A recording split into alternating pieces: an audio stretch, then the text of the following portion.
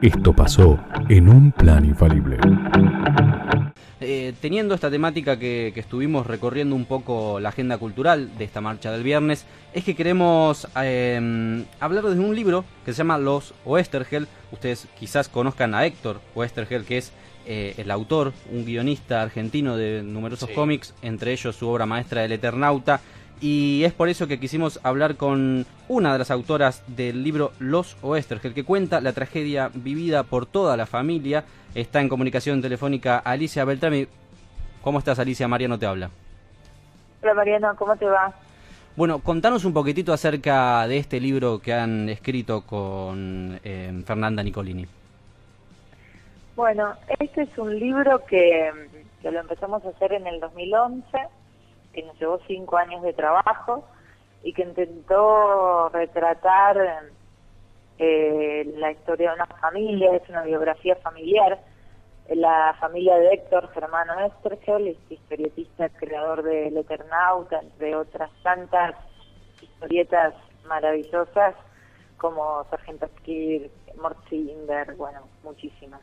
Y que fue como Héctor en Argentina y en el mundo revolucionó un poco el mundillo, revolucionó el mundo de la historieta, el universo de la historieta. Fue como el creador de personajes que dejan de ser héroes en blanco y negro, digamos, y son humaniza a los héroes, ¿no? Los complejiza. Sí.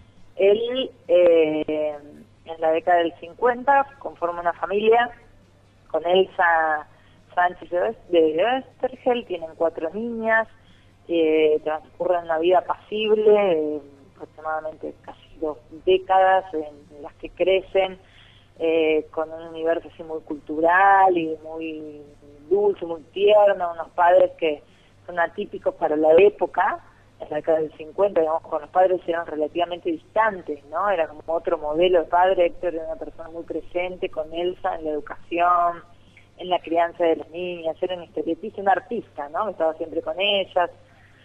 En la década del 50, del 70, digamos, cuando Argentina empieza a politizarse la juventud peronista, las chicas empiezan a militar en Montonero junto con Héctor, y desaparecen durante la dictadura Héctor, las 4 chicas, sus yernos y 2 de las chicas estaban embarazadas, o sea, los esposos de las chicas y 2 de las chicas estaban embarazadas, o sea que todavía se buscan 2 nietos, que seguro fueron apropiados, y o sea, desaparecen 10 personas de ese universo familiar. Y lo que, bueno, intentamos abordar con Fernanda fue eso, ¿no? Un recorte, por supuesto, pero esa biografía coral, reconstruir un poco la vida de cada uno de ellos, los vínculos, encontrar una línea histórica, una evolución, y bueno, contar finalmente ese final, pero igual continuarlo, ¿no? Porque, digamos, más allá de los asesinatos, Elsa siguió viviendo, la mamá y esposa de Héctor, criando a uno de sus nietos sobrevivientes, que es Martín Mortal. Tiene otro nieto que criaron sus abuelos paternos, de Fernando Araldi. Sí. Y bueno, como continúa esa historia hasta la actualidad, Elsa falleció en el 2015, y también abordamos un poco de la historia de los nietos, ¿no? Porque, bueno, cómo es sobrevivir a esa historia, cómo es convivir con esa tragedia, y también hay algo importante que sucede en las familias, que uno de los cuerpos recuperados de las 10 personas fue solo uno, que es el papá de Fernando, justo de uno de los nietos sobrevivientes, que se llama Raúl Araldi, el esposo de Diana, la segunda de las hijas de los Oesterheld. Entonces también contamos a través de el equipo de antropología forense que trabaja con la recuperación de los restos de los desaparecidos. Se encontró en Tucumán los restos de él, de Raúl, ¿no? Y entonces, ¿qué pasa con eso? ¿Qué pasa con ese proceso de encontrar un cuerpo que ya habían dado porque, digamos, que era desaparecido y que de golpe aparece y suceden, estamos procesos emocionales muy intensos en los familiares, ¿no? Sí, además... Y permite hacer un duelo. Claro, es como ¿no? finalmente haber encontrado el cuerpo también cierra como de alguna manera una historia, pero a la vez empieza, no digamos como que tampoco termina, porque confirmás que esa persona está muerta y en esta familia en particular, habiendo sido desaparecidos todos, es como que quedaron todavía, vos decís, 9 cuerpos más que nunca aparecieron. Y realmente me imagino que para los sobrevivientes debe ser muy duro. Es algo que te va a estar persiguiendo durante toda tu vida. Sí, totalmente. En realidad son 2 cuerpos los que aparecieron, porque el primero de los que yo, digamos, no lo dije, pero el primer cuerpo que la primera de las hijas que asesinan, aparece el cuerpo, la llaman, fue la primera, se llama Beatriz, es la tercera de las hijas, y la llaman a Elsa para que vaya a reconocer el cuerpo en ese momento, en una comisaría, y hacen un entierro, ¿no? Es el único de las chicas, del cuerpo de sus hijas que aparece, y después es en tiempo real, en ese momento. Y después el otro es de los restos de 30 años después, apareció en el 2010, sí, por el trabajo del equipo de antropología forense que busca los restos, ¿no? Está bueno, entonces, mencionar que las hijas de él tenían 24, 19, 25 y 18 años. Sí. Eran realmente muy jóvenes, muy jóvenes. Sí, sí. Hay algo igual de este universo que nosotros enfocamos mucho. Esto es una tragedia en sí misma, ¿no? O sea, es como... e intentamos rescatar, digamos, lo que nos pasó con esta historia, que decíamos, bueno, es una historia familiar que nos permite contar muchas historias al abordar esta historia. Es la historia de un país, es una radiografía con lo que pasa con esta familia, pasaba en ese momento en el país también, ¿no? Personas que estaban a favor de la militancia, en contra, muertes, modos de abordar esos momentos, ¿no? Como todo una puesta en escena real, digamos, que sucedía también, como en esa familia sucedía en miles de otras y en el país. También nos permitió abordar la historia de una organización política en la que militaban ellos, que eran montoneros. Entonces, cómo funcionaba esa organización.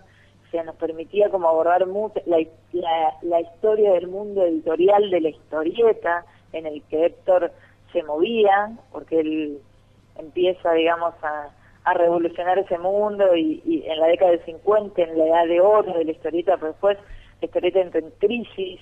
Entonces también él sigue trabajando de eso, ¿no? Porque era su pasión. Como también vamos entrelazando muchas otras historias en esta historia familiar, como hay un contexto de época que está retratado también. Alicia, también nos interesaba, sí. No, él termina, justo mencionabas lo de la historieta, y él termina el guión del Eternauta 2 desde la clandestinidad, ¿no es así?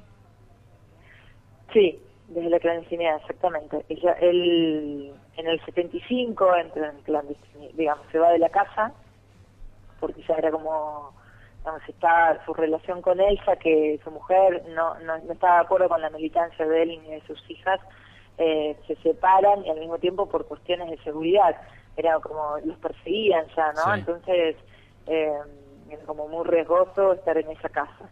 Entonces se va de la casa en mayo del 75, mediados del 75, y empieza como a girar por varios lugares, ¿no? Al principio por una casa donde está varios meses en Devoto, después en el Tigre, después en varios hoteles, en Villavoz, y en todo ese tiempo él sigue subsistiendo con su trabajo de historietista, digamos,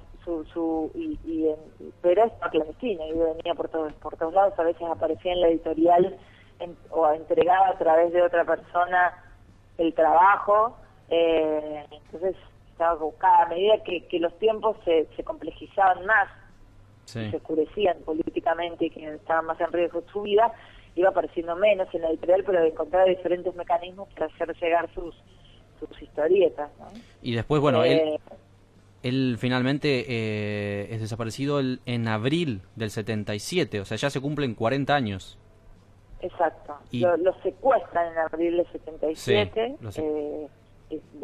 pudimos reconstruir el recorrido de su derrotero en diferentes centros clandestinos en los que estuvo, que él fue a Campo de Mayo, después al Vesubio, y una comisaría de visa insuperable que le decían el Sheraton, los militares, porque ahí ya casi como que no torturaban, digamos, y por eso le decían el Sheraton, con su ironía característica. Entonces él pasó por esos 3 lugares. Hay registros de a fines del 77, principios, enero del 78, de testimonios de compañeros que lo vieron con vida, y ya después se pierde el registro. Estuvo, digamos, secuestrado desde abril hasta diciembre del 77, enero del 78, que después se le pierde, ¿no? El rastro. Sí. Y en ese tiempo, digamos, medio como que la hipótesis más como cercana, ¿no? Digamos, con certeza, es que lo asesinan una vez que también secuestran a sus otras 2 hijas. Porque los secuestran y ya habían desaparecido 2 de sus hijas. En el 76, Beatriz, a la que habían matado, que es la que aparece ese cuerpo que conté hace un ratito, sí. Y Diana, que es la segunda de las hijas, que la secuestran en Tucumán. Y después parece que tienen derrotero también por Campo de Mayo, pero no hay certeza, ¿no? Entonces, ellas 2 caen en el 76, como se decía en esa jerga, digamos, son secuestradas en el 76, en el 77, en abril, es secuestrado Héctor, en noviembre y en septiembre sus otras 2 hijas, Marina y Beatriz y Estela, y entonces, una vez que las secuestran a ellos, los militares se toman el trabajo, digamos, de hacerle saber a Héctor, como parte de esa tortura, que habían secuestrado, matado, torturado todas sus hijas, y después lo desaparecen. Bien, bueno, recorrimos entonces un poco la historia de esta familia de los Westergel. ¿Y cómo vienen ahora con el libro? ¿Se vienen nuevas presentaciones? Sí, hay algo que quiero decir porque sí. No lo dije, que es siempre inevitablemente se termina hablando sintéticamente de esa tragedia, ¿no? Digamos, de las muertes, de las desapariciones. Y la verdad es que nosotros también intentamos rescatar mucho a ellos vivos y en su frescura, y en su vitalidad, y en la acción militante. Digamos, la tragedia ya es fuerte por sí misma, pero el libro intenta destacarlos vivos, en acciones y en lo cotidiano, en muchos detalles que no enfocan solamente en la tragedia, que inevitablemente tenemos que contar, pero que no queríamos enfocar en eso, ¿no? Que ya eso es lo que muchos sabíamos, ¿no? Está bueno. Pero, sí. Bueno, esa complejidad. Y el libro sí está funcionando bien, re bien, estamos muy contentos porque bueno, se va vendiendo tranquilamente, pero sostenidamente. Hace un año que ya salió, digamos, en julio del año pasado. Se te mezclaron las décadas. Sí, totalmente. En julio del 2016 y se sigue vendiendo. Ahora, como también es una fecha cercana, bueno, al aniversario del golpe, estábamos haciendo presentaciones, charlas, damos notas, digamos, es como un momento. Hoy tuvimos una conversación hermosa en el Colegio Nacional de San Isidro, donde fueron 2 de las chicas, y se hizo una charla con exalumnos, con la directora, con muchos que conocían a las chicas, otros no, pero bueno, siempre se terminan dando como análisis y debates muy interesantes en esas conversaciones, porque finalmente lo que intentamos con el libro también es como de sacar preguntas, ¿viste? Claro. Como, no solo encontrar respuestas, no, que reconstruimos, relatamos, armamos rompecabezas de relatos, vamos construyendo una línea, pero al mismo tiempo, porque nuestra generación que no estuvo viviendo, yo tengo 40 años y Fer más o menos, o sea, somos del 70, tenemos una distancia histórica para poder hablar sin tanto peso, ¿no? Claro. Sin tanto dolor, sin estar atravesados por la historia vivida en primera persona, entonces podemos tener cierta distancia para contar hechos. Y además, entonces, lo que sí. significa por ahí, Héctor, para la historieta argentina, algo que tiene que ver mucha relación por ahí con los jóvenes que leen El Eternauta, y de pronto esto, la historia de él sirve también como una excusa para acercarlos a esta etapa tan oscura de nuestro país, y de alguna manera que eso realmente creo que le da un poco más de fuerza al nunca más, ¿no? Sí, además es como, nada, es súper interesante ver cómo, porque finalmente ese es un libro de historia, ¿no? Intentamos que sea legible, así como si fuera una novela narrado, pero es historia. Entonces, hay toda una investigación detrás, y ver que hay generaciones nuevas que no tenían ni idea, porque, pues, bueno, nacieron mucho tiempo después, y metiéndose en estas historias a través de este libro es como muy gratificante, ¿viste? Así como, sí, bueno, sí, sí. se conoce, como te pueden interesar varios puntos de este libro, y puedes ahondar por donde quieras, o por la historieta, o por la historia, o por el teatro, por la época, por la militancia, bueno, por muchos de los aspectos que están contados en el libro. Bueno, Alicia, la verdad que muchísimas gracias por contarnos un poco sobre este libro, y les deseamos lo mejor. ¿Están trabajando en otra cosa o tranquilas? No, de libros estamos Sí. tomando unas vacaciones, digamos, Bien. respecto al libro, sentarse a escribir y a investigar y eso. Pero sí estamos cada uno en otros proyectos, ¿no? Sí. De laburos. ¿Cómo? No, digo, sí, te escucho. No, otros proyectos, digamos, Fernanda acaba de ser mamá, entonces está justo en licencia de maternidad. Por maternidad estoy haciendo una producción de un festival de cine, guiones de cine, como metiendo en otro lenguaje, hasta que me vuelvan a dar ganas de poder escribir, porque la verdad que fue un laburo bastante intenso, del que necesitas tomar distancia para volver a tener ganas. Bueno, muchísimas gracias, Alicia, te mandamos un beso muy grande. Gracias a ustedes, chicos, un beso. Chau. Hablábamos con Alicia Beltrami, coautora junto con Fernanda Nicolini de Los Oesterheld, un libro que cuenta la historia de esta familia y, como ella decía, rescata lo bueno y todo lo que vivieron, y además nos cuenta lo que le hicieron y cómo los desaparecieron a todos, a la gran mayoría, a 10 de los integrantes de la familia de este autor, guionista argentino, autor del Eternauta, para aquellos que seguramente lo hayan leído. ¿Lo leíste, Facu? Sí, Eternauta, por supuesto. Ay, sorry, disculpame. Obvio. Ay, bueno, ahora, ¿por qué no presentás el próximo tema? Que a vos te sale tan bien. Así es. Escuchamos DJ a Maciero. Skiwave con Pull the Trigger.